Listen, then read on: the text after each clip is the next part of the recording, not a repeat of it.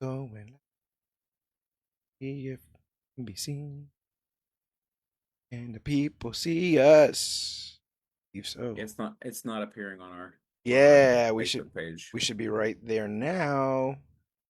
Seeing Oh, the there we go. It's good now. people. Gang gang. Well, nothing else left to say, but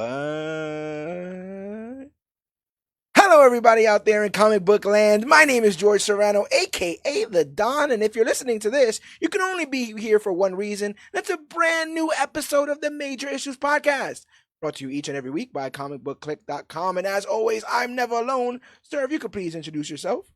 Oh, what up, y'all? All-Star Asa. All-Star Aces in the building. We have a brand new Spider-Man show right around the corner. Your friendly neighborhood Spider-Man coming out at the end of this month. So I am in full Spider glory. We might actually interviewing a writer for Amazing Spider-Man later on this week, doing this Spider-Man episode of the Major Issues Podcast, and then somewhere down the line covering our or your friendly neighborhood Spider-Man. So we've decided that we should take some time on part of the Major Issues Podcast to rank the cinematic Spider-Man villains. Now, Asa, they say that Spider-Man has one of the best rogues galleries this side of Batman. You agree? Ooh. I I think I'd argue it's better. Ooh, that's I pretty I think it's juicy. close. Yeah, It's Coke and Pepsi. They're both great. You gotta depend on what you're looking for. yeah, yeah. I can dig that. Um, I'm a huge Spider-Man the animated series fan, so I love the entire Rogues Gallery. I was informed incorrectly that Morbius doesn't just suck plasma from his hands; he actually drinks blood, and you learn other things. But I'm actually surprised when compiling this list that they were actually able to get as many Spider-Man villains out in what the 25 years of cinematic history of this character. Yeah. Oh, well, I think I mean it kind of makes it fun though because they reused a couple of them in their own way. But I can't think of any big ones they didn't do.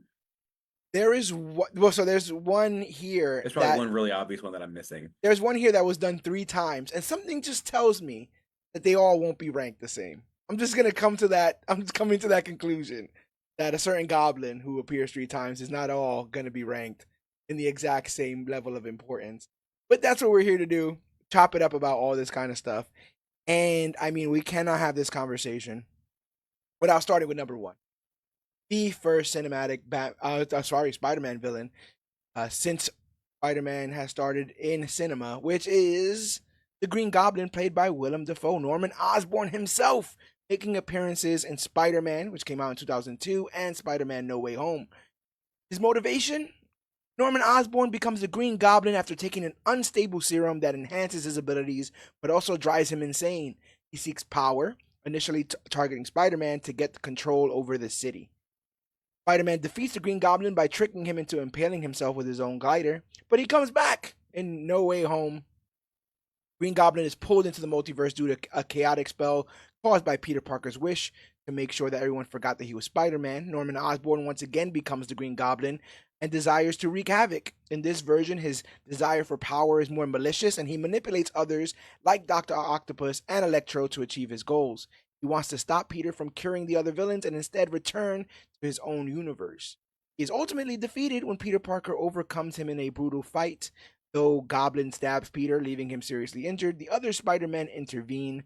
They help Peter cure the villain, including Green Goblin, who is ultimately returned to his universe after being cured of his madness. One of the famous things about the Green Goblin in his first appearance in Spider-Man was they had tried a bunch of animatronic masks that they initially wanted to use that were all, goblin Hmm. shaped and faced, and they ultimately went with this sort of high-tech suit. But I don't think when people think of Green Goblin, they think of the suit at all. I think they think of Willem Dafoe. Yes, I think 100%. they I think they think of back to formula, and I think they think of like all that. But we have the benefit. You, after this podcast, has recently went through and watched all these films. As someone with a more fresh take, what do you think makes Willem Dafoe's Green Goblin special? I think Willem Dafoe is an actor. I I especially in 2001, all 13-year-old me, experienced Willem Dafoe, and he's just a terrifying person. Like he's not big, he's not muscular. He's just like this skinny, veiny, strong-chinned, kind of a gaunt individual. And then when you get to revisit that in No Way Home, what, 20 years later, give or take, Yeah, it's somehow he's scarier even before he's embraced the Green Goblin persona. yeah. My favorite thing about the No Way Home version is how the mask is broken, but he's wearing the hood, like So the good. ripped hood, and it's like, Yeah. oh, this is perfect. I don't want to insult the man, but he has a great goblin face. Hmm. It just works for this role. I like the voice that he puts on when he's feeling a little bit more evil. I like all of that. I felt like he was intimidating.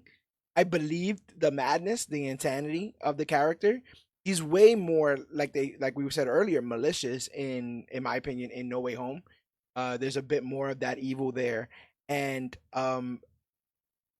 I just think he really like put his all into this role. There's so many actors that would have looked at that and been like, I will just stand on the X and say my lines kind of stuff. But I think if the villain of that first Spider-Man movie was any weaker, it probably wouldn't be as successful as it is. Um, in my opinion, and I know we're starting off strong, I think Willem Dafoe's Green Goblin is an S tier Spider-Man villain. What do you say? 100%. I wouldn't argue. I would if we could go higher than that. I would. That's what I would say. But S 100%. Yeah, so my boy is right there on the S tier, um, which is good. I think he deserves it, and especially when they kicked him out of his own company. Do you have a like a preference for performance, whether it's No Way Home or sort of Um, the OG, this Green if Goblin? an all-encompassing movie scene, I think he was a better in No Way Home. Mhm. But there's one scene in particular in Spider-Man 1 where he finally like where Norman Osborn discovers the Green Goblin psyche living amongst him. And they do the mirror trick, which is fun. They do that with a lot of like the old movies with the when there's someone has like the dual personality.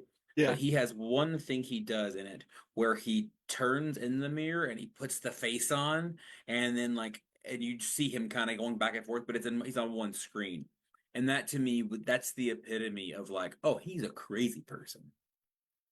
I also saw that this was done where I don't know if it's a prosthetic or something, but uh they would have his teeth, his gap in his teeth apparent when he was in Green Goblin scary mode. And whenever he was in Norman mode, his teeth would be straight. When you think about him at like the board meetings and stuff, there's no gap. His teeth are 100% fine. But then when he You're goes and right. does the other stuff, he has the gap in the teeth to kind of show a little bit of insanity. Not even his teeth can get on the same page. There's Madness. also one thing he does in No Way Home whenever he's normal, his Mhm. hair is normal, but whenever he's in whatever, he has one little thing coming down. Yeah. It's really obscure. I don't think I would have noticed it if I didn't watch it. Like, or I I don't think I remember it. And one of the things I love about the No Way Home thing is that like I've always thought it was kind of weird that I always because of how I know Green Goblin from the comics and stuff like that. I always thought it was very weird that the suit kind of looks like he's just naked, like it's just a green man on the glider kind of stuff. I really like that they were able to put like that tattered robe. Really added so much. The bandolier with the pumpkin bombs on it. I thought all of that was such an amazing touch. And while I'm a bit jealous that we didn't get that when we needed it, I'm glad it exists. Period. Yes. It really creates big shoes for whoever decides to be the Green Goblin next, and we didn't have to wait long before we got another one. Uh, but I think of all the madness Norman was going through, and you know what Norman Osborn's real problem was? It was Women? well, besides that, it was too much of that sketchy Green Goblin serum, bro. Whatever that was going on in there that he was pumping into himself, I'm telling you, someone should have just handed him a bottle of Magic Mind instead. Trust me, it would have saved him, me, and Spider-Man a lot of trouble. And I totally sympathize with Normie. I'm something of a CEO myself. Creating new content, hitting deadlines, managing life's chaos can make anyone feel like they're teetering on the edge of a supervillain origin story. And me personally, I used to think that a cup of coffee was my secret weapon to get through my day, to get all my stuff done. Back in my early days, I would guzzle cup after cup like it was my life source. And it kept me awake, but the anxiety and the jitters and the inevitable crashes, totally not worth it. I felt like a mess, and definitely not like a genius billionaire inventor kind of mess. I also had this weird side effect where I would hear voices telling me that I needed to avenge them and to target their hearts, and I have no clue what any of that means. I knew one thing: when it came to my health, mental and otherwise, it was time to go back to formula. Luckily, I discovered Magic Mind, and no, this isn't some shady Oscorp experiment, people. It's a clean, science-backed formula design to give your brain a real boost without the downsides of coffee. The folks behind Magic Mind are all about mental wealth, investing in your brain health 24/7 through better sleep, smarter nutrition, and of course, their game-changing focus and sleep shots to help me get things done. Here's a fun fact that I learned. Caffeine doesn't actually give you energy. It just blocks the receptors in your brain that scream, "Hey, you're tired." That's why after a couple of hours, you hit that nasty caffeine crash, and next thing you know, you're stealing donuts out of a homeless shelter. Magic Mind skips the crash by using 12 active ingredients to help fuel your body's natural energy system. It's not about masking the tiredness, it's about boosting focus, productivity, and overall well being while trying to take over the world. Okay, I added that last part. But anyway, Magic Mind's formula is the result of over a decade of research, hundreds of iterations, and input from top notch doctors. Plus, they give back, donating 5 cents from every bottle sold mental health charities for the homeless, and they don't steal their donuts. Talk about doing good while feeling. And since I started using their focus shots, my brain feels sharper than the blades on a goblin glider. And their sleep shots, they knock me out so gently you'd think I was laying in a cradle made of spider webs. The perfect balance for taking on the day and winding down at night. And the exciting part is, Magic Mind and Comic Book Click, we're the dynamic duo. So they're offering a huge 45% discount for first-time buyers when you bundle their focus and sleep shots. Just use our exclusive link. Don't tell nobody, or maybe tell people. Tell people about the podcast first, then tell them about the link. And that link is magicmind.com/cbookjan. C as in comic, book as in book, and Jan as in January. To claim the deal, the actual link will be in our show notes for a quick copy and paste. But yeah, that's just magicmind.com/cbookjan for 45% off their focus and sleep shots. So, if you're ready to ditch the coffee crashes and level up your energy, focus, and mood without getting bit by a radioactive spider, give Magic Mind a try. Because your brain deserves more than just another cup of joe, and, as always, a mind, magic or not, a terrible thing. Waste. Yeah, I think he would have done a lot better if you. He wouldn't have had that seizure at the beginning, that's for sure. With the white eyes going back. I was a kid. I was like, "What is going on?" I do like that leap. Yeah. That leap is pretty badass. We are now on the second Spider-Man cinematic villain, Dr. Octopus, played by Dr. Alfred Molina. He might be a doctor. I don't know. He made his debut in Spider-Man 2 in 2004, and he was also in Spider-Man No Way Home. In Spider-Man 2, Otto Octavius becomes Dr. Octopus after an experiment with a new energy source goes wrong, causing mechanical tentacles to fuse with his body. His motivation is initially to complete his experiment and restore his reputation, but he loses control due to the tentacles' influence. In Spider-Man 2, Peter uses his intelligence and a quick thinking maneuver to sever the power to Otto's mechanical tentacles, ultimately saving him.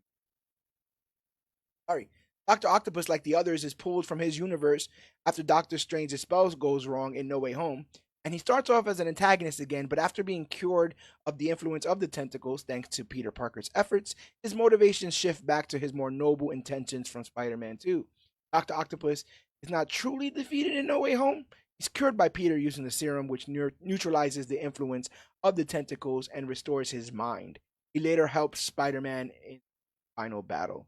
But this Spider-Man 2 is often credited as being one of the top tier superhero films, and it's very rare for a superhero film to improve upon the formula. But we had Otto here. I think Otto goes fairly high on this list. My mind says S. Can you convince me of otherwise? I'll do my best. So in most iterations of Otto Octavius, I think you would have an S tier villain. However, with this particular one, Otto in himself, he's not really a villain. He's a scientist at the end of or at the beginning of the day. And Yeah. then for the record, I have him as an A. Okay. Um, Okay. Only because he's not really a villain. He gets taken over by like the baser AI overtakes his brain and kind of controls him. So he's not really the villain. It's the arms that are the villain. And then in No Way Home, it kind of cements it. Whereas once he's I would say cured, for lack of a better term, he immediately becomes a hero. Well, not a hero. He goes with the villains, but he immediately steps back into the fray once the battle's there. He's joining the heroes for the fight to help take down other potential villains. I think Otto itself is an S tier or is an S tier character, but I just think the Alfred Molina version was not really a villain in the traditional sense of the word villain. I think I could definitely agree with you there. A lot of what he was doing wasn't in his own sort of motivate. It wasn't his own motivations, right? It was at one point the tentacles were actively speaking to him. And I guess part of me also wants to group him in with the amazing portrayal in the Marvel Spider-Man video game, the first Marvel Spider-Man So video amazing. game. That might be S tier Mhm. when you think down to it. So you know what? I'm not ashamed. I'm not ashamed. Otto, you did a great job, and you should feel great that you are not an S tier villain because that means you are closer to just being a regular guy, maybe not a villain Mhm. at all. Oh, I put him in C by accident. So Okay, well he's not that. no, no, no. So for those who do not have our visual component, which will be available on facebook.com/comicbookclick and on our YouTube, we are currently at 1S with Norman Osborn and a with Otto Octave. I'm feeling pretty confident about that, and I love that those guys got a second bite at the apple, bro. Oh, 100%. I love that happened there.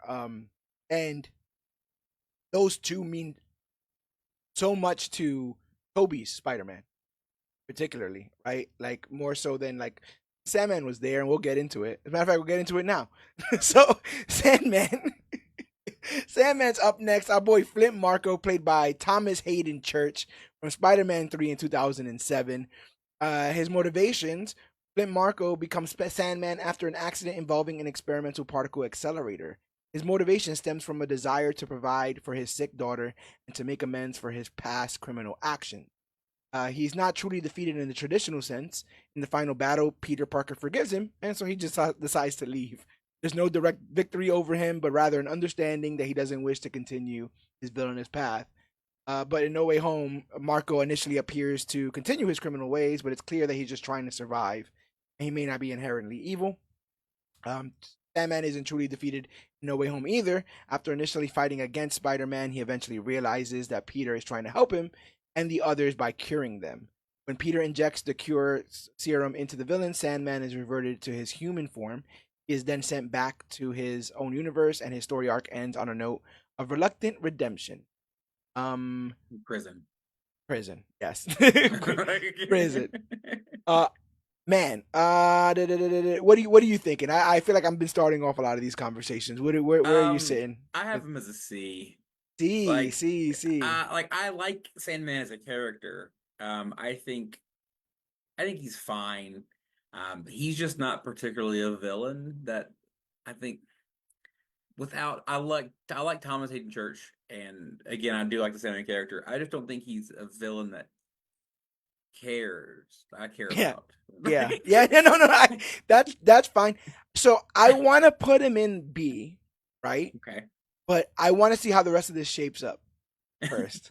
Okay. I So want he's to, I want, I want to see who's the first person to make B, and then see like whether or not he ranks, whether or not he comes up. Because man, we got some villains we're about to talk about here, especially in Spider-Man 3. we can't talk about Spider-Man 3 without talking about New Goblin. And the only reason why I know this is his name is because it was on a action figure. Because they at no point call him this in the film. Um, it's teased in Spider-Man 2 that Harry is developing the same sort of insanity that his father did. And at the end of Spider-Man 2, we get that awesome scene of him realizing where his father's armory is in the home. And we're like, oh man, and it's showing all these different kind of cool um, goblin masks. And I'm like, which goblin mask is he gonna rock? This is awesome. None of that. None of that. Our boy James Franco shows up. He becomes the new Green Goblin after learning the truth about his father's death. He seeks revenge on Peter Parker, believing that Peter was responsible for his father's death. In Spider-Man 3, Harry realizes the truth and reconciles with Peter. However, he sacrifices himself during the final battle to save Peter from a fatal blow from Venom. I mean, like, just like the X-board surfboard, the visor, the Batman gauntlet spikes thing. I'm not loving this character. I'm not loving this portrayal. Spider-Man 3 is an overall weird film for me. But you went back and you watched it. Did you find that you gained appreciation for Harry at all in your rewatch? I gained appreciation for the storytelling. In Spider-Man 2, after he discovers the armory, you see them at the wedding of Mary Jane Watson and J. Jonah Jameson's son, where she leaves him at the altar or whatever. But so they go through and they physically show every major character, and it's like black tie, black tie, black tie, black tie. They get to Harry Osborn, and he's in a real dark green tie. And I was like, that's a pretty cool thing that I don't think I ever would have caught if I didn't rewatch this. Yeah. I appreciate Harry in that movie just for just his overall assholeness of it, like just the slapping Peter at a party. Yes, just with open hand slapping him at a party. Yeah. I was like, yo, yeah, hey, I ain't got friends like that. All right. no. But no, New Goblin was awful. I think I rated him higher than I should have, but only because I feel like I should only have so many D characters. I feel you. Yeah, he was just an X Games skateboard kid's idea of a villain. Right. He wasn't smart. He wasn't particularly powerful. Even his glider was worse. So this is why I'm going to allow you to sort of like forgive yourself if you wanted to put him on a D list, because we also have to remember he gave himself amnesia. We have to remember on his very first like iteration doing this, he hits his head. And then the second time we see him in Spider-Man 3 in a Venom villainous role, Peter blows up half his face with a pumpkin bomb. So like emo Peter. Yeah, I like my mind says, okay, if we're not gonna touch D yet, he goes C. But then if I put him in C, I think Sandman goes B, because I think Sandman's better than New Goblin. You're probably right. Yeah. You're rising tide will do. Yeah. But before we go further, I also believe the only issue with Spider-Man 3 is it had too many villains. I think if you remove one of the three villains and kind of make the story work that way, it's the best, not the best. It's a great movie, because Spider-Man 2 is still one of my top 3 all-time favorite comic book movies. Yeah. Like bar none. I also think that they kind of lost the plot and kind of were on a treadmill with the whole Mary Jane thing. Like it would have been really cool to have her be just like super supportive in Spider-Man 3 and their relationship not be in question, but like making him kiss Gwen. Like, that's dirty. Yes, and then hit Mary Jane when he's a symbiote. Like, all the dig on this, there's a lot. There's a lot in Spider-Man 3. But yeah, so okay, so we'll put Ray Sandman to B, which is funny because now if you're visually looking at this, the villains are just getting worse. It goes. I mean, I think that happens a lot if it's based off mine. Yeah. The villains are getting progressively worse. So there goes New Goblin there. I will say my biggest win for Spider-Man 3 is it let me discover my absolute adoration for Bryce Dallas Howard. Right. So George Stacy in that is the farmer from Babe. That'll do, pig. That'll do, pig. That'll do, pig. That'll do. Well, let's finish off the trilogy of villains in this trilogy. The last film in this trilogy. Why'd they do this? Venom. Played by Topher Grace, Spider-Man 3. And Eddie Brock becomes Venom after bonding with an alien symbiote that was initially attached to Peter Parker. His motivation is a deep-seated hatred for Peter stemming from jealousy and a professional rivalry. He's defeated when Peter uses sound to weaken the symbiote. He causes the symbiote to abandon Eddie Brock, who is then left vulnerable and is ultimately consumed by the symbiote's destruction. I want this guy low. I want this guy about a C or a D. I haven't figured it out yet. But this is me kind of talking about rationalizing where he goes. Not only is it like incredibly dim to assume that this film needed 3 villains, but the idea that in this sort of cadre of villains that Venom would just be one of many is bonkers. Mm-hmm. Like the merch that he sold alone, literally, they just did a trilogy that made at least $1 billion combined off of him without Spider-Man in it.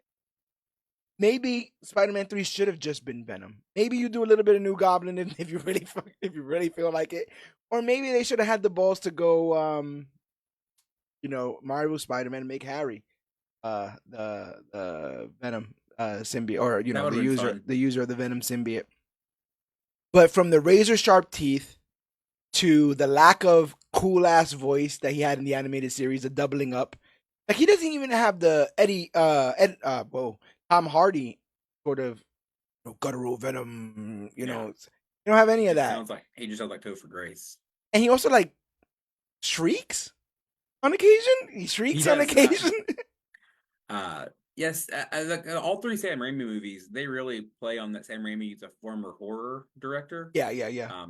But I have Venom as a C. Okay.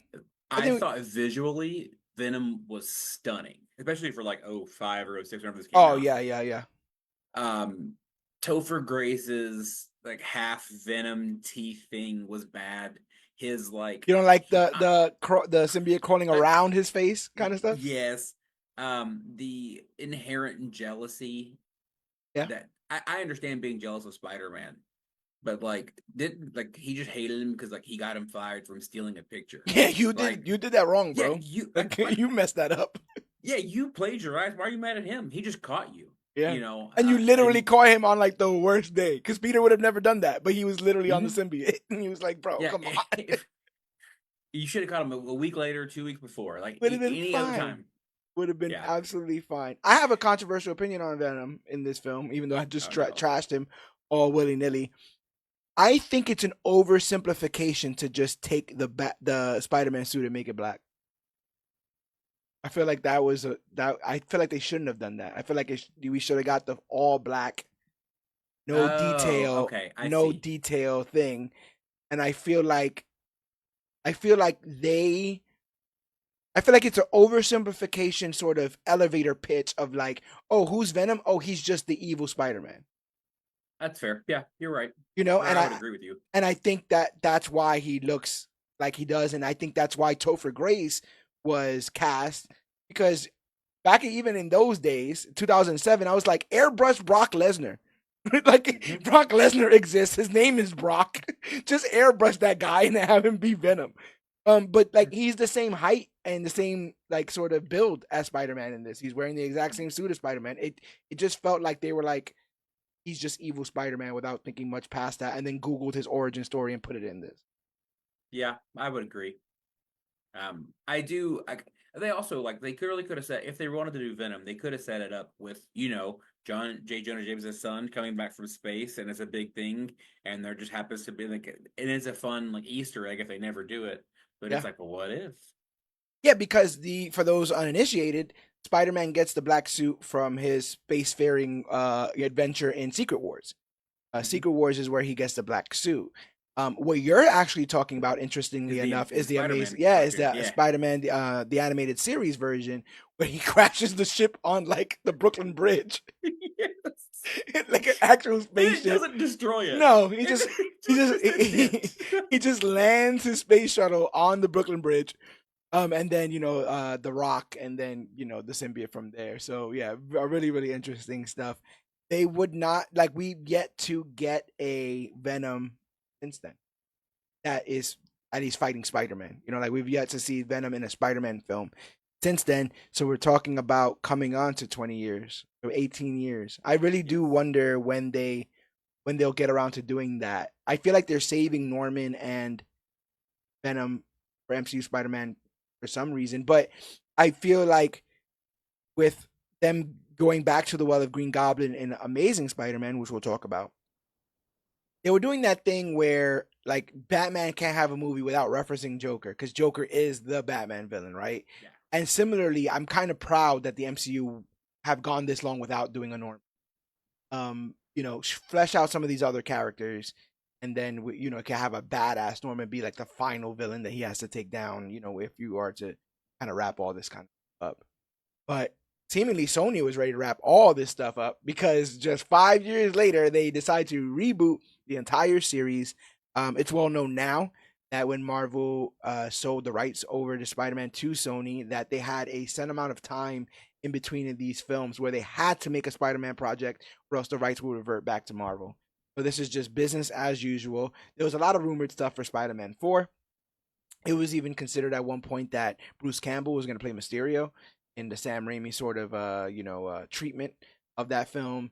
I might have introduced Black Cat, a bunch of stuff, but you hear this all the time, right? Like they were supposed to be like a third Tim Burton film. These things happen, but instead we get the Amazing Spider-Man series, or films, or the two, and the first one introduces the Lizard, played by Reese Ifans. I hope I'm saying that right. He makes his debut in The Amazing Spider-Man 1 in 2012, but he's also in Spider-Man No Way Home. His motivations: Dr. Kurt Connors turns into the Lizard after an experiment to regenerate his lost arm goes wrong. His motivation is to make humanity evolve into creatures like himself, believing it will solve human suffering. In Amazing Spider-Man, Peter convinces Connors to turn back into his human form, preventing him from releasing a chemical that will transform everyone into lizards. Uh, he is eventually pulled from his universe in the events of No Way Home because of the Doctor Strange spell. And same thing, he wants to turn everybody into lizards.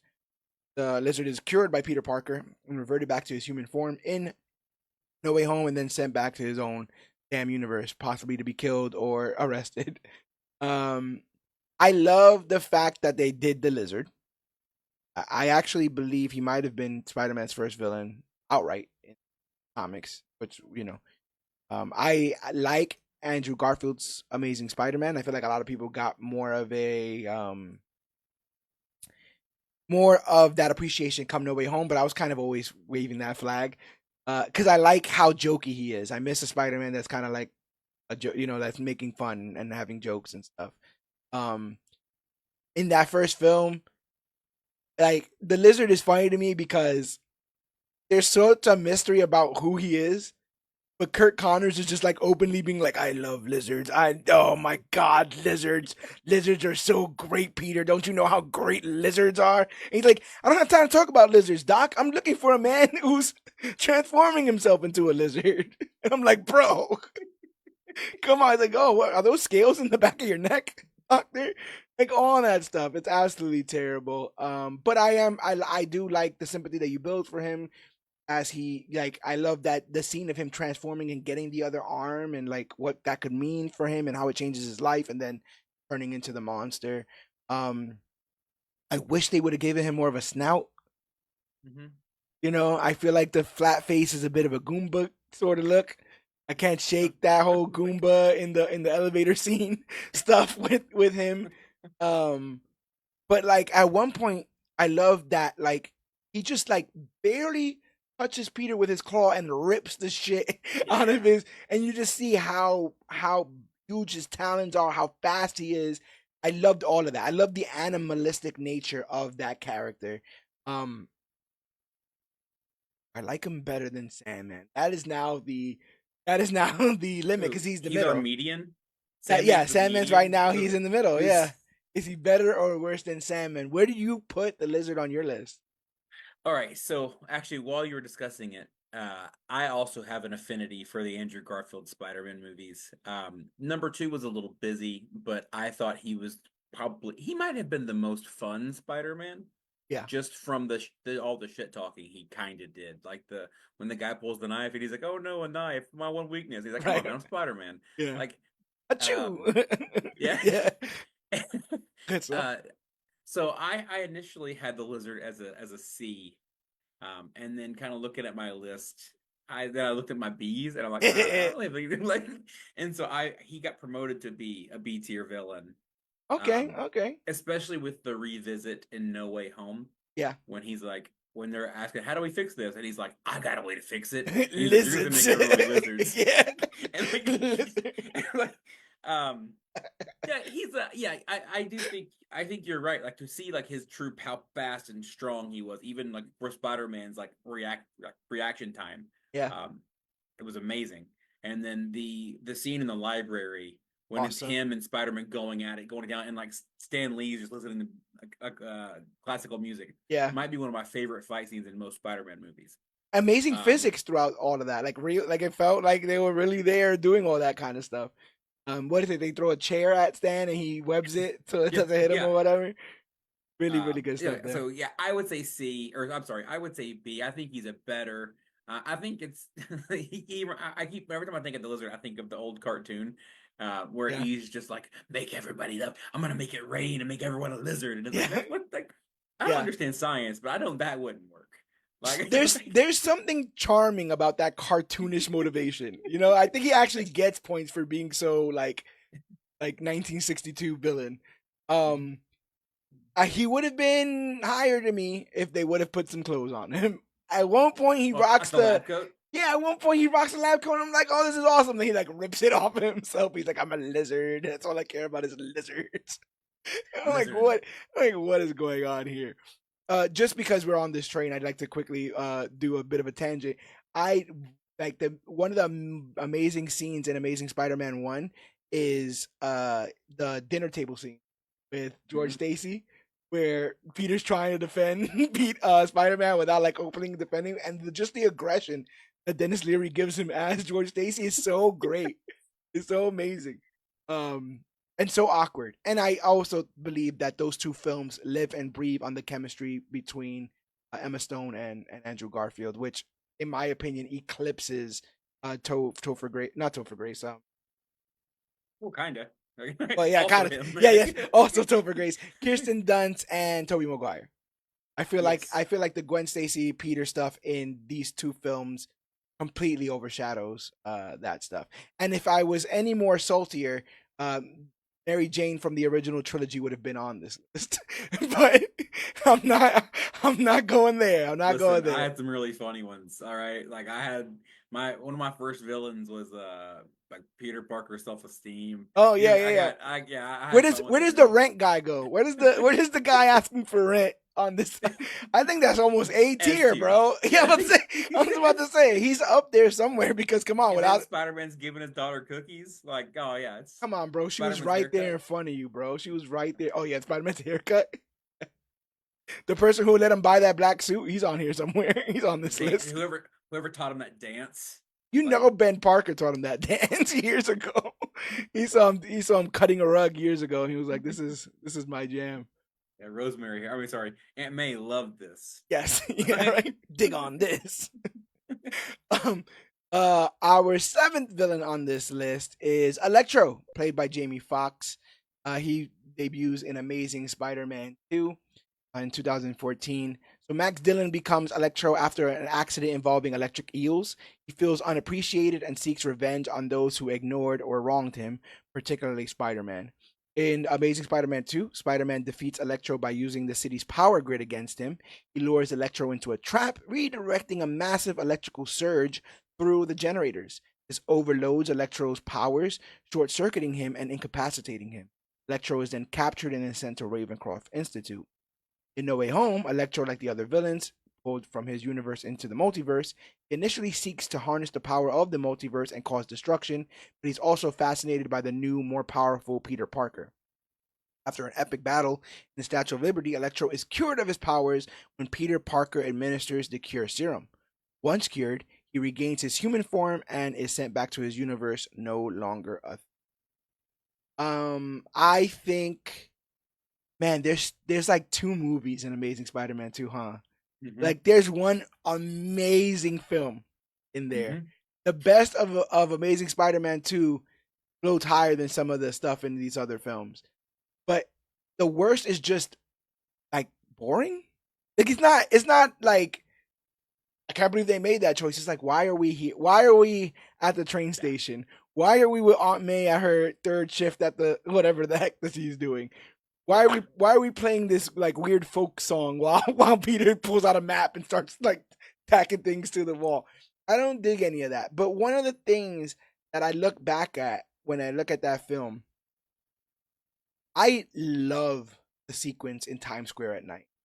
As a New Yorker, the whole idea of Max Dillon going there in a hoodie and like looking for help, but the cops immediately being like, "He's in a hoodie, shoot him." Oh, Like oh! I all the almost made the stuff, worst joke, bro. so I'm glad. I mean, no, but get me like all the stuff that's loaded in itself.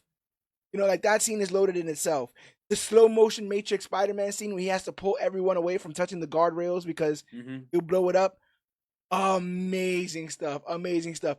Cutting back to Spider-Man in the fireman helmet with the firefighters hosing down Electro. I'm like, this is what people want when they see Spider-Man. I thought that stuff was really, really cool. It gets weird when he gets Dr. Manhattan-y and rocks a suit and that kind of stuff. I really like his design in Way Home way better.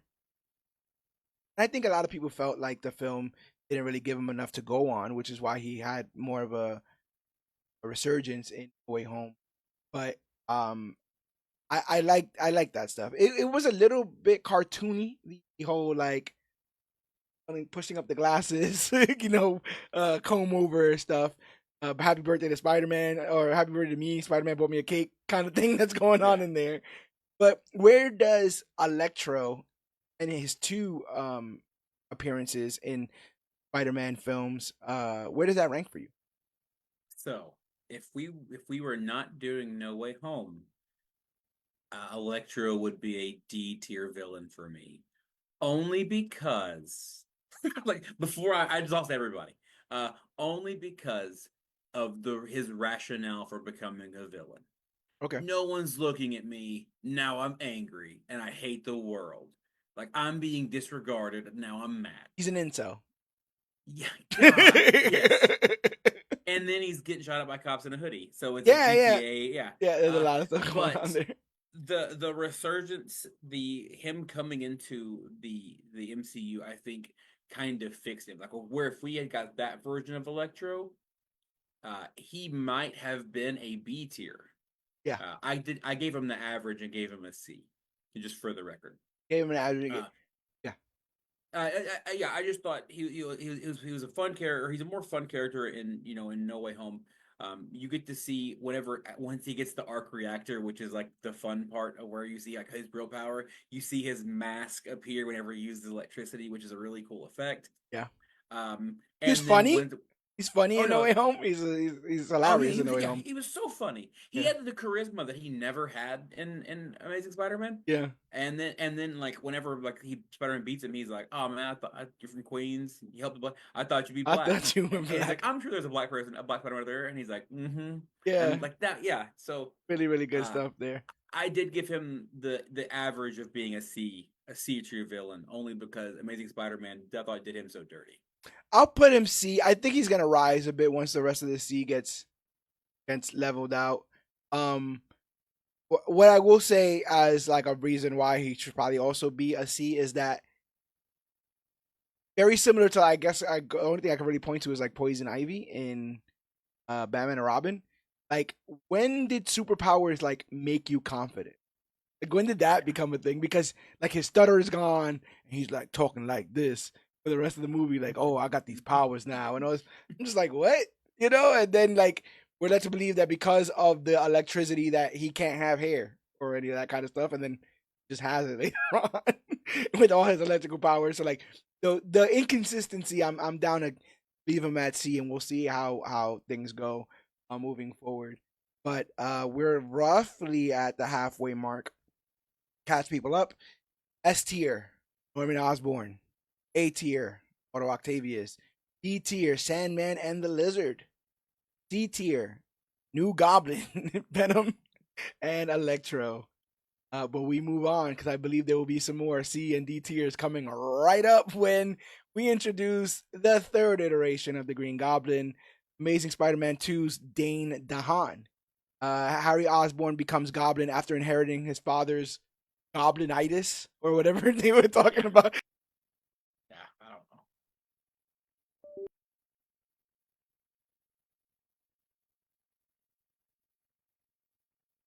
I can hear you for the record, if that helps.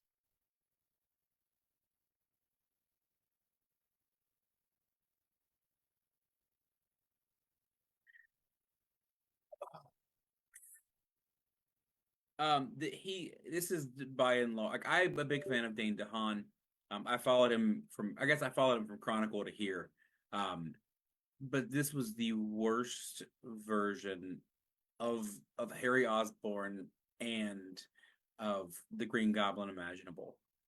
Whereas I always think of Harry Osborn as kind of like the lovable screw up in the Marvel, like in Marvel properties, but like with a lot of potential, but like Yeah. never really quite gets it. Where he's just like dark and foreboding out the gate, and like everything he says reminds me of like Lord Voldemort going like tell the truth. You know, every scene he's in is just very like look out, like it's the opposite of Robert Redford. Like look Yeah. how powerful I am, stare at me. Right. And like it's just not that's and then you have Spider-Man who's like, I'm gonna make a joke. Right. No, I buy And that. then you also get he's kind of the reason we get probably one of the gnarliest death scenes in any Spider-Man movie. For what he's done, I guess that should play in. That should play into the score overall of his ranking. He does kill Gwen Stacy, one of the biggest sort of Spider-Man deaths, not only in cinematic Spider-Man history, but in Spider-Man's history as a character. Um, I didn't like how shoehorned the friendship felt, only Mhm. because I was already spoiled with watching the friendship develop over 3 films with Tobey Maguire. I keep forgetting his name. Yeah. With that Tobey Maguire, I was kind of spoiled. I got Harry for 3 films. I got to watch that friendship sort of grow and then deteriorate. For this, it's like a lot of tell, not show. It's a lot of like, but yeah, they've been friends. They're best friends. I think this Harry's a better brat, a better rich, Mhm. a better rich brat. That's probably fair. I think that sort of works in his favor there. But I don't like the like literally turning into a goblin. Like that felt like a weird sort of. It just felt like a weird, like watching his hairline change and his ears grow and stuff, and just felt like a weird reason to go that route. But I guess they're trying to get everyone's mind off of Norman, aka Dafoe. Trying to think where I would put him.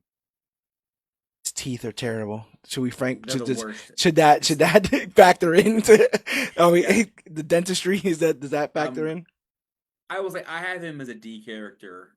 I think he's a very forgettable character in arguably the worst Spider-Man movie. So yeah, I'll put it again. The Gwen Stacy thing does. I forgot about that. Talking about it. So I even love that whole conversation on the bridge where he's like, "Leave," and she's like, "I'm not going nowhere." Mhm. She's like, "I love you, but you're crazy." All that kind of stuff. I really dug that. But yeah, man, there was not enough time for anyone to really, as the kids say, hook in this film as far as the villains are concerned. As a matter of fact, around this time, I had just been coming out of the military, so I wasn't really privy to a lot of the social media that had been surrounding this film. And it turns out that because I hadn't seen any of the trailers that led up to this film, I wasn't as disappointed as other people were in Rhino from Amazing Spider-Man 2. Apparently, the final scene of this film was featured in a lot of trailers, leading people to believe that we would see the conclusion of that scene or that fight. With that knowledge not in my brain, I thought it was a fine little dumb, like a dumb idea to like put a villain in the beginning and then kind of have him come into the end, especially as Spider-Man thinks about whether or not he wants to continue this life. Um, Paul Giamatti, I love him in general. This was absolutely ridiculous, but who the heck cares? I don't know. Like, that's how I kind of feel about it. Um, I'm not saying his name because whoa, what is that? But Alexei becomes Rhino after being forced into a mechanical suit by Oscorp. More of a chaotic element in the movie, committing crimes to wreak havoc and gain power. Rhino does not have a definitive defeat in Amazing Spider-Man 2. His last appearance is when he attempts to rob a truck, but is interrupted by Spider-Man, who I'm pretty sure brained him with that manhole cover going manhole 500 miles an hour to the only part that isn't protected, which is his head. I think he has a little visor that might protect it, but damn, that thing going so fast is gonna murder a man. Where does Rhino fit in this? Now, with his short inclusion, one could argue that he wasn't like offensive, right? Like he wasn't like. I wonder if that puts him a tier above Dane DeHaan's Green Goblin. I'm playing Goblin's advocate here. Okay. So unlike you, I did get to experience I'll get to see the Rhino fight this. uh, and I was devastated at how awful it was. Right. I hated that it was a giant robot that he just knew how to use. Yeah. And he wasn't at least like a guy in a suit. I don't know why that makes more sense, but it does. Right. He's my like. So I told you before, I had ranked these individually without putting them in tiers, not thinking about it. He's my lowest tier. Like he's my lowest level person because I hated him so much. Okay. Even on rewatch, how does he perform on rewatch? It was. Is it just triggering? Like it's just like you bastard. Like it's you ever stubbed your toe and then stubbed it the next day and be like, I knew that table was there. It felt like that. Like fair. I'm down to put him. I'm down to put him at D tier. I don't have that much affinity for him, where I can't see his flaws in this. He's a symptom, right, of an overall disease in that film, which is made the clearest when we get to the end and go to the basement of origins, right? It's like here's the basement with all the stuff that we'll be doing for the next 5 years with this franchise. Here's, Vulture's wings, and here's Dr. Octopus's arms, and here's, other stuff that other villains will end up getting, but ultimately no villain end up getting any of it because it's reboot time. It's time to reboot us yet again. People really felt that was the biggest problem with Spider-Man 2, Amazing Spider-Man 2, besides what problems that we already said that it had, that it was too much sequel bait. It was too much trying to look forward without actually doing anything. You feel that same way, especially after rewatching it? I think that makes a lot of sense. I think, I'm sorry, just to go on a big tangent, and I'll avoid that. I do believe that had we gotten a follow-up third movie that at least featured kind of some of the Sinister Six as they were kind of all their tools and whatnot were shown at the end, I think 2 would be looked on a lot more fondly. Once you get past Dane DeHaan and the Rhino. Sorry, I had to tackle you're good. And the tokens and the train station and whatever's going on with that. There's a cool story there, but not for that movie. Not at the same time, I guess. Yeah. Yeah, it suffered from what Spider-Man 3 suffered. Too many villains, not just almost like we're just trying to make this crazy giant world, and it's like, hey man, you got 2 hours. You don't do that. It reminds me of some of the Sony problems that Sony is having now, where I'm like, you made the same mistake again? How did you make the same mistake again? It's been 10 years. You're not learning from any of your mistakes. You made the same mistake again. A new franchise. This time, it didn't take you 3 films to make the mistake. You did it in your second one. This is getting worse. But Sony must have felt like it was getting worse because they surrendered to the master that is MCU. They took a knee and presented their sick child, Spider-Man, to Papa Feige, who was like, I will bless this kid with the MCU, baptized him into the MCU, and thus we get the next phase of films. Now, I will say, Tom Holland's Spider-Man is the Spider-Man I probably have the least emotional attachment. I don't think there's anything wrong with him. I have no beef with him. I wouldn't put him at the bottom of the list of Spider-Man. But I just feel like maybe I've grown up and so the like the high school aspect of that part, while I know is integral to the character, I'm just not on the same. Yeah. Like now, I'm loving Ultimate Spider-Man, right? A grown man dealing with his small place in this world and trying to figure out how to be a father and a husband and all that kind of stuff. I think that really gels. But Tom does a great job, and the MCU has done a great job by him to not only give him compelling stories for these films, but also compelling villains. And his franchise starts off with a great villain, Vulture, played by Michael Keaton. So Adrian Toomes becomes the Vulture after losing a lucrative salvage contract to Tony Stark's company. He turns to crime to support his family and takes revenge on Stark, becoming a major villain for Spider-Man. He's defeated when Spider-Man stops his final heist and reveals his identity to Toomes, forcing him to choose between his criminal life and his family. He ends up in prison. Now, well, actually, he ends up in Morbius's universe, but that's a whole nother, that's a whole nother conversation for a whole nother time. We didn't include that he was also in Morbius. We should have put that. Does his? I wonder if his Morbius appearance counts against him. But I should also say, because I said the thing earlier about having the least emotional attachment, these are also the films I've watched, like rewatched them. But from my memory, I remember being floored by Adrian Toomes in this film. I remember being floored by Michael Keaton. I particularly remember when they're at the stoplight and he looks back at Peter or whatever, and the light, he's like, I'm gonna kill everybody you've ever loved, or whatever he says in that moment. And the reveal that he's his date's father. Amazing, amazing reveal in that moment. And then like the pure terrifying nature that like all he would do is grab Peter and fly as high as he can and just drop him. Yeah, that's terrifying. Yeah, and then while you're dropping, I'm just gonna go do the next thing that I'm gonna do. Good luck, kind of stuff. I felt like he was terrifying. I really like the Vulture suit. I like the little fur on the aviation jacket. I like the two little eyes and the little beak on the helmet. I thought all of that worked, and I thought Michael Keaton was firing on all cylinders here. They definitely played up this idea that we all know him as Batman, right? A hero. And seeing a little bit of his villainous acting chops, I was really impressed by Vulture.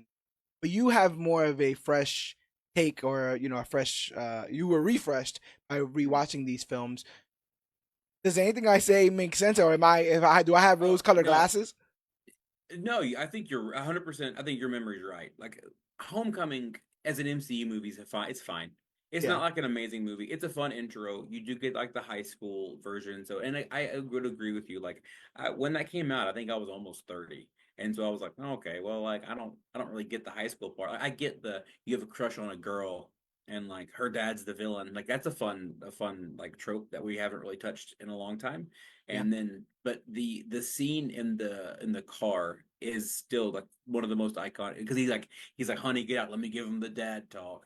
And then he's like, now I'm gonna let you go take her out in there, but if you tell her, I'll kill you and I'll kill everyone you ever loved. Right. And it's like, oh my god, like, and then there's one, he's like, now take my daughter in there and you have a great time with her, but don't have too great of a time. And it's God, like what? Like, I'm gonna be honest, there weren't a lot of dads I was afraid of. That would have been a dad I was terrified of in high school, Yeah. And then, he was so good. He was so amazing. I have him as an A, only just for the sake of having a good average. Yeah. But if I was willing to bend my weighted average, he definitely would have been an S tier, a lower S tier, a higher A tier. I'll put him in A. I agree with the A. He might even be S tier. We'll talk about it when everybody's here and see if we want to finalize the list as we have it. Like when like the reason why I would put him in S tier is, or the justification that I would give as to put him in S tier is that I feel like he almost serves as Norman in this trilogy, or in this set of films. And it still has that villainous nature, and he's not crazy, and he possibly has one of the best reasons for doing what he's doing than everybody on this list. I think everybody, when you see that damage control scene of them just taking the contracts, everyone's instantly on his side in that moment. You just aren't when you see the more villainous ways that he's handling this stuff. But like, he was just a contractor, and they just ripped the big business, just ripped it out from underneath him. And how is he gonna make do? I thought that, and then when you consider like how much incredible thought must have went into even his characterization, because like a vulture, he's picking up the scraps to make all of these sort of suits, and the tinkerers in there helping him make all these sort of suits. I never even put that together, I and I feel really dumb right just now. kind of did, but like he's he's a scavenger. He's a Yeah. scavenger, and he's finding all this stuff and putting it all together. And it just makes for a really cool portrayal of that character. Another big positive to him is that whenever he's willing to do like the bad shit, he's unapologetic. Like there's the scene where the one guy like chronically late, and Oh he's yeah, like, I'm gonna hit him with this, and he shoots him with it, and the guy just vaporizes him. And he's yeah, like, oh that, and he's like, that's what that does. right. And then he takes this thing and gives it to another guy. And goes, that's you now, and like that's it. Like just unforgiving. We kind of see how laser focused he is, because he believes he's so right, and no one has challenged him until Peter later on. And I think that's a really cool part of the character as well, is that he's set in his ways. He hit rock bottom, and he decided to build the couch there. I'm gonna chill down here. If I am this person, if I am, gonna go down this route, then I'm going down it all the way, which means that everybody is basically expendable to me as I continue to provide for my family, which is the only thing that matters at the end of the day, because I can see that literally everyone's trying to take that away from me. Really cool portrayal there. But in my best Spider-Man the Animated Series homage, our next villain is Shocker! I'll chase you to the ends of the earth! Shocker, played by Bokeem Woodbine, but also another actor early on in the film. The guy he vaporizes. Yeah. The guy he vaporizes. Woodbine is just Jackson Bryce. He becomes Shocker after using a stolen high-tech vibro blaster from Adrian's Tomb's criminal operation. Motivations are primarily profit and to get ahead in the world of crime. Shocker is defeated by Spider-Man after a series of confrontations, eventually arrested when Toombs has him taken down. He doesn't play a significant role in the final showdown, but is a recurring villain in the film. I still think that he's not D. Look at these D's. Yikes. Look at these D's here. Look at these D's here. What did my man do wrong? Really? It just doesn't get enough. It just doesn't get enough. Maybe I think that's why I put him as a D. Only because like he's in like he only matters for like 5 minutes of the movie. Like I'm like, nah, okay, whatever. I agree. I could hear the argument for him being higher. Nah, he's D. I think that's fine. I think he's just barely above the worst, and it's only because he didn't have enough time. Yeah, if we got 20 more minutes of him, I probably like him a lot more. If we see him do more Shocker things, I guess. But it's just like he just punches and it's like, boom, that's it. And he's really just a like villain of the week kind of villain in this film. Like he's just means to an end. It's with him that they eventually tease like the whole Aaron Rodgers or Aaron Prowler stuff, right? Or he's one of the they tease Aaron Davis. What's his name? Davis. Yes, Aaron Davis. Yeah. We go from that film over to Spider-Man: Far From Home, where we are introduced to Mysterio, played by Jake Gyllenhaal, and Quentin Beck is Mysterio, and Quentin Beck is a disgruntled former Stark Industries employee seeking to take revenge on Tony Stark's legacy and creates a new world where he is the hero. He uses advanced illusions and technology to manipulate Spider-Man and the world into believing he is the hero. He is defeated when Spider-Man unravels his illusions and exposes him as a fraud. Mysterio is shot by one of his own drones, but not fatally, as the story ends with him framing Spider-Man for his death. This is, from what I perceive, a lot of people's least favorite film of this trilogy. This is what I've heard. I don't know if I. That's a hard fight though. Like that's a good. I mean, okay. I think the setting is a little bit not great. I don't think Spider-Man should ever go to Europe. The fact that they're just fighting all over Europe doesn't really make a lot of sense. It makes sense for an international audience and for making international. And I mean, come on. He's not Spider-Man. Night Monkey, Far From Home. I think there's a lot of. I think half of the movie is basically like doesn't matter once you learn the truth of stuff. Yeah. You know, and you basically don't know a lot of it until it literally ends, and then you find out about the stuff about the Skrulls, right? Nick Fury and Rhea Hill are Skrulls in this, even though they were, you know, we were led to believe that they were real. And then the whole Mysterio of it all. I don't know how I feel about the film, but I do really like Mysterio. I remember watching this film, and I remember thinking, why isn't Jake Gyllenhaal in more superhero stuff? Mhm. That beard does a lot for that man. I Oh, will also yes. say that. He is a beautiful man. Yeah, I say that with the well, a little mostly heterosexual man. right. 98%. Yeah, yeah. um, I like that he is so much of a douchebag that he will just lie to this child, this high school child, in an attempt to kill him. I like that. I like that he frames Spider-Man for his death. I love the scene where he puts him through all the illusions, the dead Iron Man stuff, the multiple Peter stuff, all that stuff there. I think he challenges that. I think he challenges him possibly the most out of the villains in this trilogy. As well, as far as Mysterio is concerned, I like the design. I think the design is amazing. Oh, yeah. Even when he's out of the fishbowl, like looks like a cool ass suit. Looks like a magician sort of outfit there. And I like the idea of because remember in the animated series he just had like these little projectors, right? He had the little box These projectors are and little stuff. bitty tiny things. Yeah. Yeah, but the idea of this network of drones makes so much more sense, and the idea like the team is Mysterio, like he is the face of it, but it's all these other disgruntled workers also that are helping him, you know, kind of sharpen his axe against Tony Stark and his legacy in this.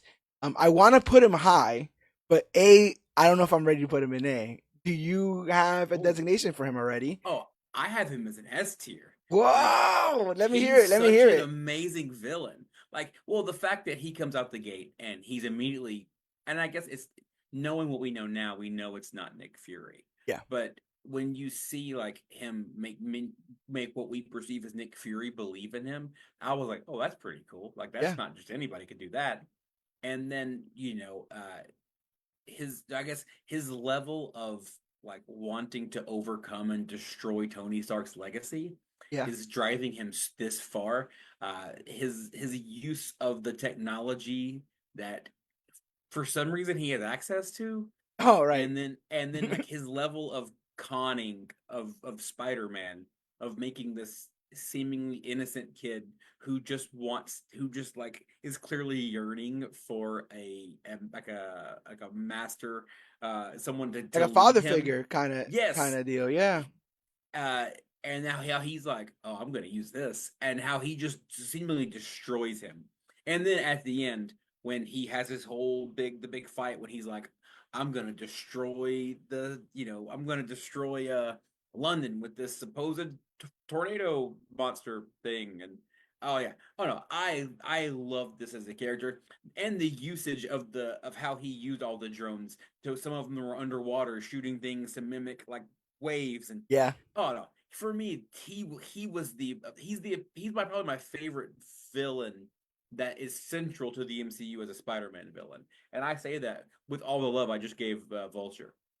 Yeah, Um, you know, you're winning me over here. You're winning me it's over here. like, and then my favorite, the best scene though. Sorry, No, you're I'm good. ranting No, too much. this is The all best fuel for the scene fire. Yeah. is whenever he's like, "Oh yeah, they're sitting in like the bar, and he's like having a soda, and he leaves, and he goes, and scene, and then you see the all die down, and he's like, and you were the other, and you Yeah. writing that story about a multiverse that's not even real, like, and Yeah. just this like, oh, he's a real piece of shit, The like, callous oh, he's the nature of best. all of it. Yeah. And right before then, they have that very poignant scene where he puts on the glasses and Peter looks at him almost like he's Tony. You know, almost Mm-hmm. like he has a version of Tony back. And just knowing that that entire conversation was only to get the glasses to then basically nuke freaking London, Mm-hmm. and to have himself become the villain. That's all of that stuff to me is A tier stuff, but I will put him on S tier because, for my approximation, he is the only villain that wins. He's Yes, the only that villain that was my that final point. Is actually did something so bad that it changed Spider-Man's life forever. forever. Like he wins in a way that you can't just come back from. Well, you're not supposed to be able to come back Yeah, from unless you brainwash the universe. Like he's right such now. a power move. Right now, Mysterio is on the same tier as Norman, and one could argue it's the events of Norman's life that then create the events that take place even after his death with Spider-Man 2 and Spider-Man 3, especially the Harry stuff that links directly back to Norman. And the same way, if it wasn't for Mysterio in this film, we don't get No Way Home. Because there's no reason to have to tell everybody that, or make a spell so that people forget that he's Spider-Man.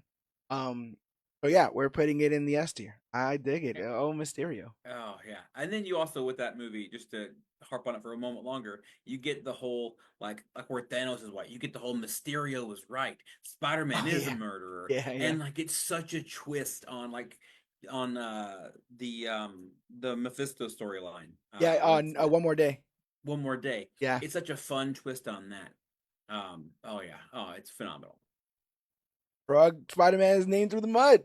He had to Mhm. hire a blind lawyer to figure that whole thing out, bro. He's a really good lawyer. Yeah, I hear that. I hear he's a really good lawyer. Now we're not going to No Way Home because all the characters from No Way Home were in those other films. So we spoke about all of those. So we are actually done with our live action cinematic villains, but we have 3 villains left to rank, and they are from the Spider-Verse series. Starting with the man himself, Kingpin, from Spider-Man into from Spider-Man into the Spider-Verse, played by Liev Schreiber. Kingpin, aka Wilson Fisk, seeks to bring back his family from an alternate dimension. To do this, he uses a super collider, despite the risks involved, causing the collapse of several realities. He's ultimately thwarted when Miles Morales, the new Spider-Man, uses his powers to stop Kingpin's plan and destroy the collider, restoring the balance of the multiverse. There's several things I love about this villain, from his design, where he's freaking huge and his head is like in the middle of his torso. I love that you see him out of a car, but you never see him get out of the car because it would be physically impossible given his dimensions and the vehicle. I like that. I like that he's so predictable to Spider-Man that they could be like, watch, he's gonna say this. And he does say it. I like the bada bing, bada boom. He's never been portrayed as an Italian mobster, but apparently in this film, he is. Right? Like, I dig it. Steve Schreiber is incredibly menacing in this role, but like whenever anyone wants to put this character on a lower tier, I go to the death of that first Spider-Man in that film. Like that is like traumatizing stuff. Mm-hmm. With one hit, my man just kills Spider-Man. The only one on this list. The only one on this list. Fists. Yeah, this only one on this list to kill a Spider-Man is this Kingpin. And then what he does later on to Prowler, like right in front of his nephew, like all of that stuff. The motivation tracks, right? We let Wanda do worse for worse. And yeah, I just really, really like the characterization of this. I love Vincent D'Onofrio's version, but I just like that we had our own sort of unique take going on at the same time. What do you think about Kingpin from Into the Spider-Verse? I have him as an A tier. I think he's clearly a very, very intelligently and powerful character. His brute physicality is something you really can't show in a lot of live action things. And then again, with him crushing a Spider-Man with his bare hands. Like we know he can go toe to toe with him physically, but like you don't think he can just beat him like that. Yeah.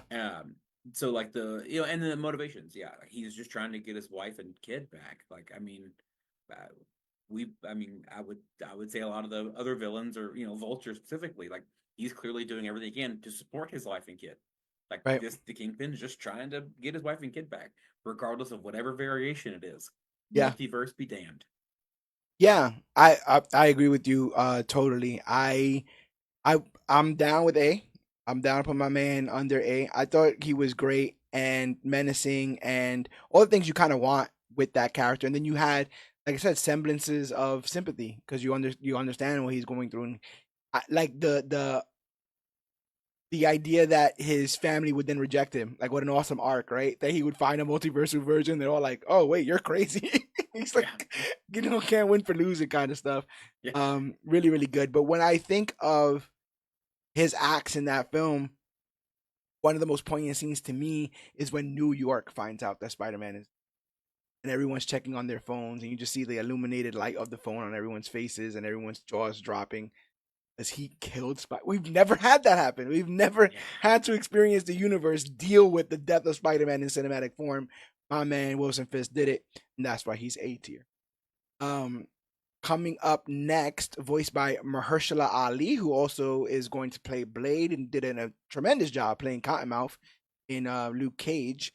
He voices the Prowler, Aaron Davis, and his motivation is primarily driven by the fact that he's a career criminal, although he has a complicated relationship with his nephew Miles. The Prowler is not definitively defeated, but is confronted by Miles, and his identity as Miles' uncle is revealed, adding emotional weight to the conflict. He is eventually murdered by his boss, the Kingpin. Got ahead. Um, I love the chase scene with the Prowler in this. I think that's almost primarily one reason why I put him in this. I was never like, they made me almost sort of frightened of the Prowler. They gave him this theme song with like almost an animalistic, I don't know what it was, like a grunt or a roar or something like that. And he's given these claws and this tech, and the way he's able to sort of traverse New York City trying to kill Miles, like in the beginning when he doesn't realize Miles is there, is really cool. The fact that it's his uncle is amazing. I really, really had fun with this villain. I really, really enjoyed his inclusion. I'm down to put him in a B. I don't think Can't hear you. Oh, there you are.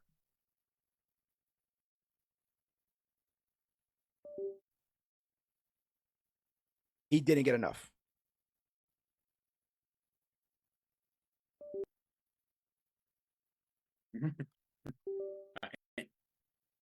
Intentionally.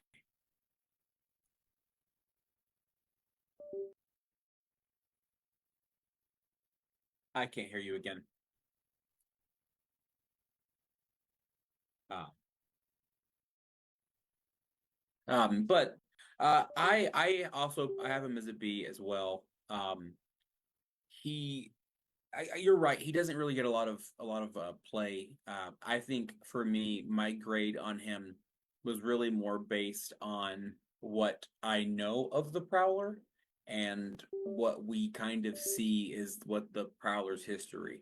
The You also get the fun story of the Miles, Aaron Davis, um, the battle within to see, and then you have the moment, I guess the last moment where it's almost like he decides to renounce his villainistic ways Yeah. as he dies. And you also get the real emergence of Miles. And again, I'm probably biased on the Prowler, because my son's name is Miles, for God's sake. So Yeah, I'm yeah, yeah. That'll incredibly do it. biased on the Prowler, and then Miles Morales. That'll definitely do it. And then you father, right? Mm-hmm. This. But can you hear me? Yeah. Okay. Yeah. Yeah. The whole relationship between Miles and his father is incredibly affected by Aaron Davis and his acts as a criminal. That's the one thing that his father does Jefferson Davis doesn't want from his son, and he goes to great lengths to not even want them to hang out because of how bad of an influence it is. But how much does that tug at the heartstrings that you don't even want somebody around your own brother because you feel like that might be too bad of an influence, and you could tell that hurts Aaron. You can tell it hurts Aaron that his brother sees him that way, but it doesn't stop him from being the Prowler. So it's like that dichotomy. I think is amazing. You're saying B, A? Oh yeah, B for sure. And I wish we had seen more. If we got more, and then maybe if we followed this up with after the next Spider-Verse movie, with the Miles Morales Prowler, this changes a little bit. But well, we'll see. Yeah, I can dig that. I can dig that. Um, so we're up to our last cinematic Spider-Man villain, and that is the Spot. So voiced by actor Jason Schwartzman. The Spot originally is a low-level villain. He becomes more dangerous as he gains control over his interdimensional portals. His motivation is driven.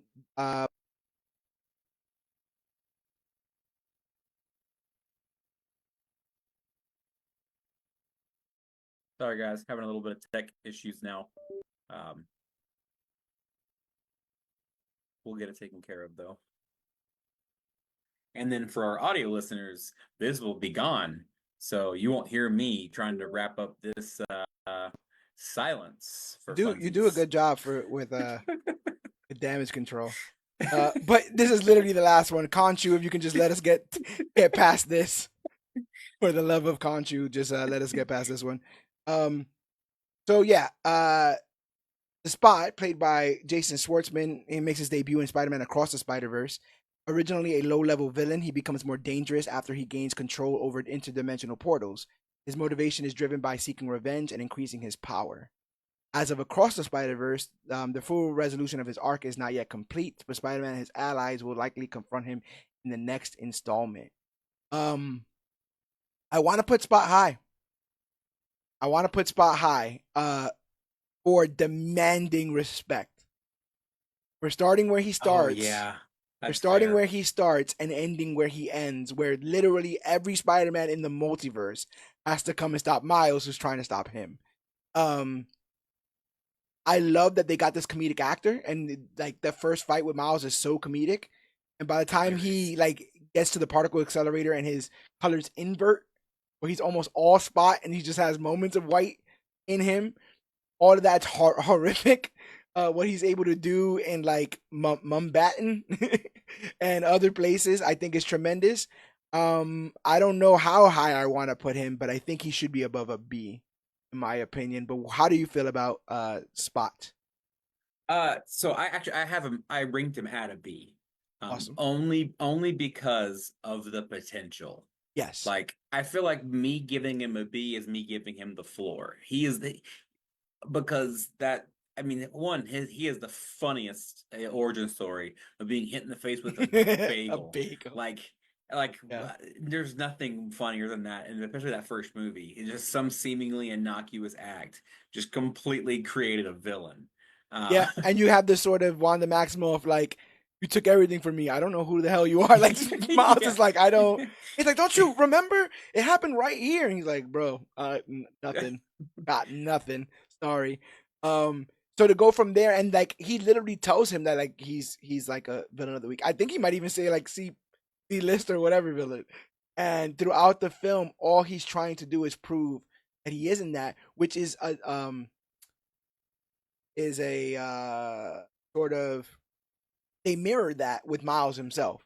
Miles is going through his own identity thing in Across the Spider-Verse, where he at one point thinks he needs to be part of a team to be valid, and then ultimately decides that he's good enough on his own. And they were both dealing with self-esteem issues. They both dealt with them in completely different ways. But the fact that the Spot is like the big terrifying bad of the end of this film / the beginning of the next, or I'm assuming the entirety of the next film, means that he's gonna do some big stuff and some big damage. So I'm down to put him at B. Now I'm going to announce what our final thing sort of is. We'll talk about if we want to shuffle so many people now that we can see who they're hanging out with on their tiers. But as it stands, S tier, Mysterio and Norman Osborn's Green Goblin. A tier, Otto Octavius, the Vulture, and the Kingpin. B tier, Sandman, Lizard, Prowler, Spot. C tier, New Goblin, Venom, Electro, Shocker. And then D tier, Dane DeHaan's Green Goblin and the Rhino. Is there any you want to move? Is there any ones you want to move down? You want to move up? I feel like C tier is pretty good where it's at. Yeah, it's probably the strongest as far as what they should be rated. Yeah. And what, looking at this, is there anything you have a problem with? Like what jumps out of your mind? What's just like, that's a travesty? Like I think you convinced me that I think Vulture should be higher, but I also think Spot should be higher too. Um, I'm down to raise all ships. We can move Spot to A and Vulture to S. yeah, like, I think you convinced me, or even Auto. No, you could because you can't have that many S tiers. I feel like that would diminish the value of the S tier. That's deep. I dig it. And these are some, and A tier is pretty dynamite. Yeah, Like those three right there in A tier, that's pretty damn good. like I and fail to argue the S and A, like those are and gangbusters. Spot could literally go up like with the next movie. Like they literally said he could destroy the universe. Like that's a high level of things he could do. Yeah, and I feel like he is a means to an end to introduce Miles into main live action unit. I agree. I think they're going to give something really really cool. Even though I guess he's technically like Aaron Davis says he is a nephew. Yeah, Um, but maybe we get his spider that fights a young Miles Morales or a yeah. teenage Miles Morales because I was gonna say, or Tom maybe Holland doesn't want to do it forever. I was gonna say, or maybe they do something with the Venom symbiote that they left, but I forgot they took that too. Did they? I don't know what universe happens. What does anything happen in this I, damn Sony universe? S tier level Spider-Man cinematic villain, Sony. Sony's going up on no, the S no, tier. that was what I wanted to say. Like Sony's the real villain here. Like these are they all single handedly have ruined so many characters. these are all honorable mentions. The person who let the first 2 minutes of Amazing Spider-Man 2 on YouTube, that person is also S tier. S tier level Spider-Man villain, right? That weird Um, teacher that keeps talking about how his wife got blipped or lied about getting blipped. oh. he's on he's on here somewhere. I don't know exactly where. Um, we got both Flash Thompsons. I think they're at different levels. One of them eventually becomes Deathstroke, which is but That's a weird no, bastardization of multiverse. I think this is a respectable list. Again, for our audio listeners, we are cementing this as it stands, and I'm actually going to take a picture of this and post it later on the Facebook page to see how the other people feel about All our right. tier here. I But do have a question for you though, yeah. regarding the Across the Spider-Verse. Where would you put Miguel O'Hara? Because he's technically a hero, Ooh, but he I definitely felt like a villain. he is like flirting with A for me. The only reason why I don't go full Abe is because I don't feel like he's a full villain. Yeah. But like when he gets animalistic, it gets dangerous. It gets real dangerous. And when I think of him in his most villainous moment, I think of him literally like poke slamming him onto the train with Mm-hmm. the web, just like slamming him in, and you're not supposed to be here stuff. And I'm just like, God, I wouldn't wanna step on his toes. We know he has a redemption arc coming up, or he's going to die. If he doesn't redeem Yeah. himself, he is just going to die in the next in the next film. But I think he would go high there for the threat level, the intelligence, the technology, his ability to go through multiple dimensions because he's the leader of the Spider Society. He has a legion of Spider Men at his disposal, at his beck and call. I would put him pretty high there on. What about you? Oh, I don't. I think you're probably right. B to A. Um, Only because he's not a. I think he's not really a villain. He's Yeah. just trying to do what he thinks is right, even though he's coming off real Villainy. 1960s Mustache Arkansas twirling. governory. Yeah, Oh like yeah, yeah. yeah, like you're not supposed to be here. Yeah. You go Mm. to that fountain. That's Like what he felt like. yeah, no, 100%. Like, but 100%. yeah. I argue with a lot of people about Miguel in that film because they say that Miles was being selfish by negating Miguel's advice to do what he's doing in this. And my counter to that is Miguel only has his own life experience that he's using as evidence as to why Miles can't do what he's about to do. And he has did it once, he messed up, and now he doesn't want anyone else to do it. And I don't think that's 100% the truth. I don't think that's 100. You know what I'm saying? Like it's his truth, but I don't think it's Yeah. the truth. And Well, he's I going to think be made also, to be shown to not be. Not I'm saying not as intelligent, but like he did one experiment, got one result, and that was the end yeah, of his thing. yeah. And he's very hardline on that. And I think Miles exactly as he said, with Miles being like the variable. Mhm. He's a variable that they couldn't predict as a Spider-Man, and simultaneously is a variable that will change the math that Miguel's working with as far as these incursions. Yeah, no, I can see the selfishness, but I think it'd be hard for anyone to go, hey, the person you love arguably the most is going to die in your arms.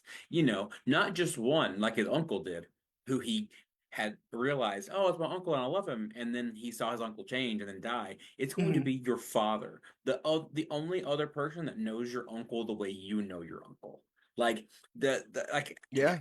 And as we are like slowly like letting you down with this information, you're also being surrounded. I'm having you be Mhm. surrounded. I'm having people come around you because we know you're about to flip out and we're just gonna trap you in a little, prism and Yeah. send your ass, or Yeah. lock you up until your dad dies and then send you back to your Yeah, universe. we're gonna make you wait your dad's death out, and then we're gonna free you. And Like, then what? I'm gonna be honest. That comes off real villainy to me.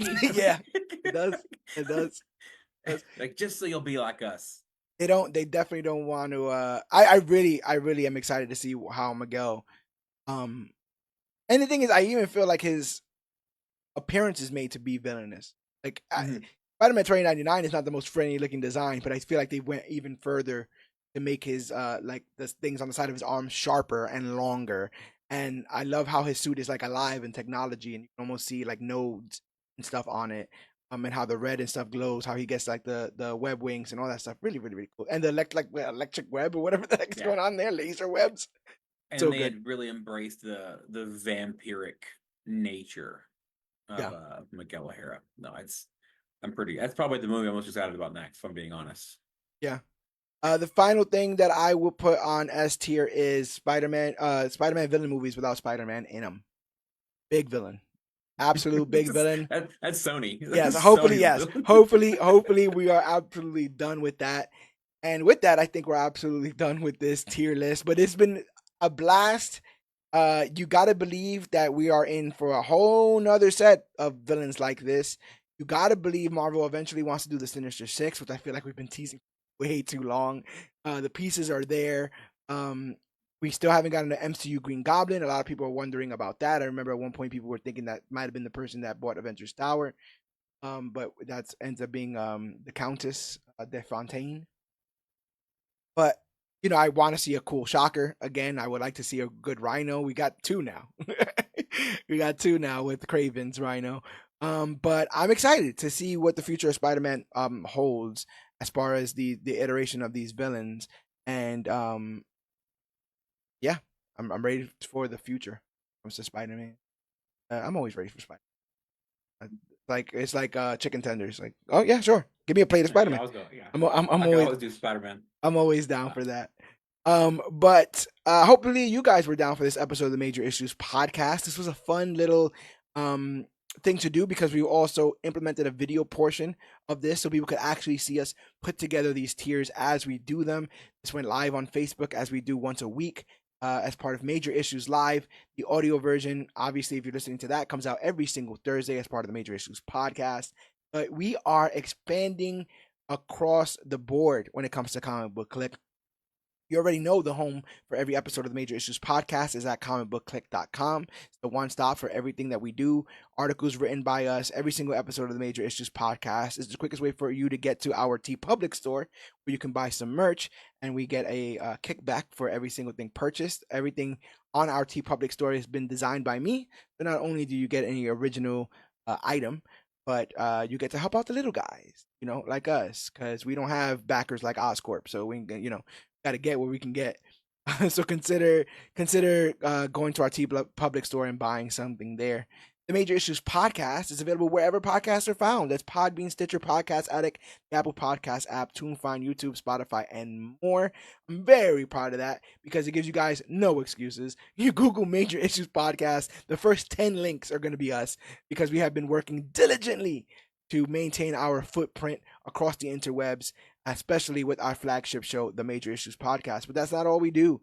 We have a monthly show on our YouTube called Major Previews, where we look into the solicitations and give our recommendations for what the hot issues are going to be that month, which is terrific.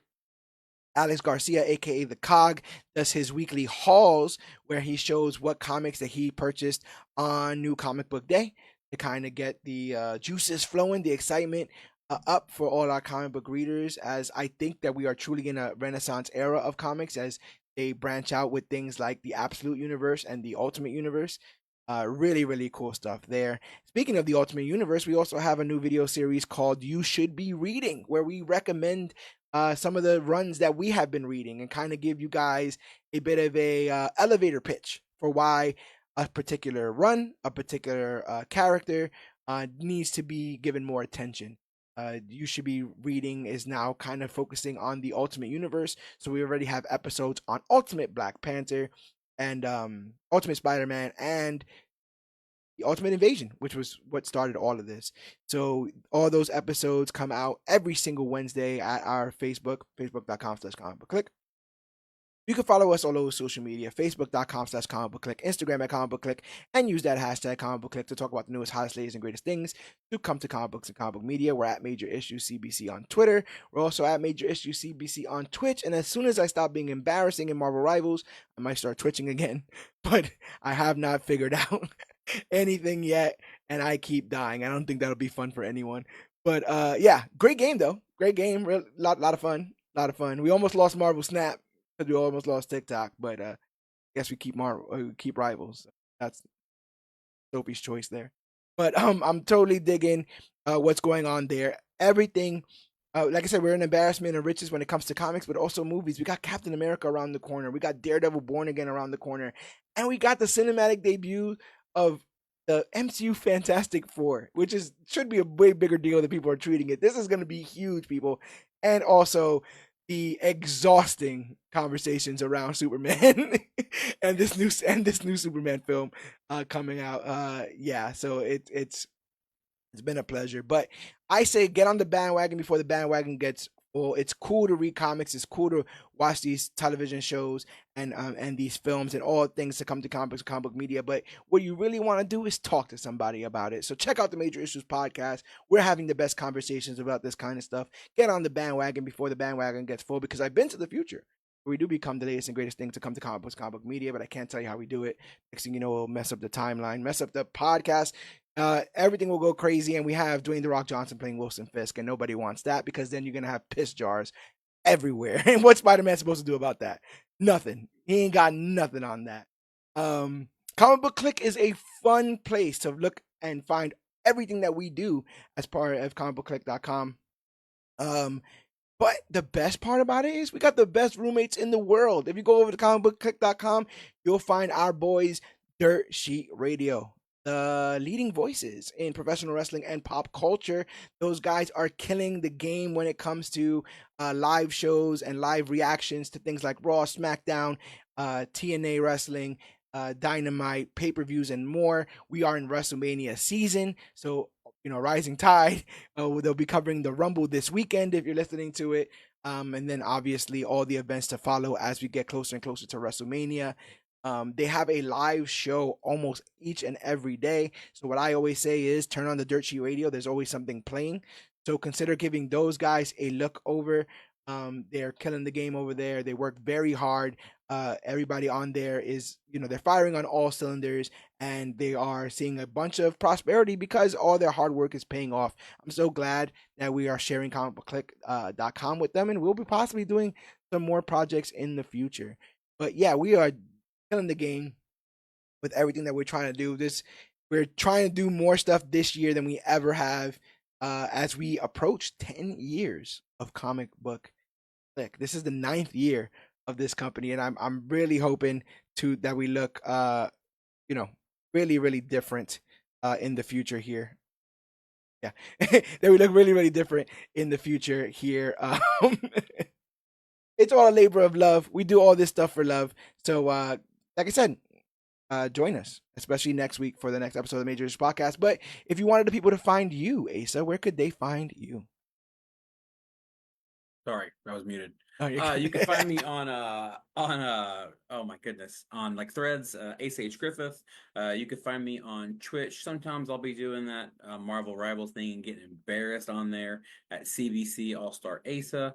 And then you can also find me on Facebook or on the Comic Book Click Facebook group, which we all kind of run and play on and have a good time and have very good discussions about I've been a little bit things that mean are lately. fine. I've been a bit mean lately, to be I just don't feel honest. bad And anymore. I just want to tell all those who have seen possibly a meaner side of Comic Book Click that I don't care, and we're not going anywhere. So Yeah. get used to it. Everyone who I'm mean to deserves it, and that's just basically how I've always felt in Yeah. life. But um, uh, if you're hearing this and you're like, man, you know what I would love for those guys to absolutely do this full time. You know how you can help us do that? Go to patreon.com/CBC Clubhouse. For as little as 10 cents a day, $3 a month, you can help us afford the lights, to keep the lights on over here and afford the hardware and the software we need to keep providing content free of charge. We are putting out more content than we ever did, which means we're taking up a lot more time than we ever have. So if you can pay for a burrito or two, so it's one less thing for us to worry about as we continue to do these labors of love, it would be absolutely fantastic. And I also have to say, not to forget to go to magicmind.com/cbookjan for 45% off their amazing sleep and focus shot bundle, an exclusive offer for only the listeners of the Major Issues podcast. You guys are the greatest, and thus you deserve the best bundles. So consider going to magicmind.com/cbookjan for 45% off. Get it while supplies last. Link is in the show's description. But I think that's all I have here. So I guess there's nothing else left to say. But my name is George Serrano, aka the Don. I'm All-Star Asa.